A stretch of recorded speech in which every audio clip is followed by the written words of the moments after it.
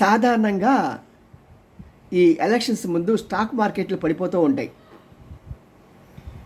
Stock market ఎలా పడిపోతాయంటే ఇంకా రేపటి రోజున ఇంకా మార్కెట్ ఉండదు అనే అంత భయంకరంగా పడిపోతూ ఉంటాయి మన చేతిలో చూసుకుంటే తెలుగు రాసుకుంటే. మరి అలాంటిది ఈసారి మోడీ గారి మీద ఉన్న నమ్మకము ఒకటైతే, రెండవది ఆయన పరిపూర్ణమైన మెజార్టీతో గెలుస్తాడు అనే నమ్మకంతో ఈ రోజున స్టాక్ మార్కెట్ సుమారు 2507 పాయింట్లు బిఎస్సి ఇండెక్స్ పెరిగిందండి. అద్భుతం.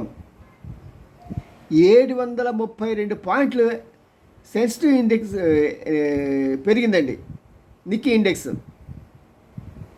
అంటే ప్రజల్లో ఎంత నమ్మకం ఉంటే ఇలాగ పెట్టుబడిదారులు పెట్టుబడి పెడతారండి. మరి అది మోడీ మీద ఉన్నది నా నమ్మకం. మోడీకి గ్యారంటీ అంటాడే, నిజంగా అది ఆయన మోడీకి గ్యారంటీ ఇది.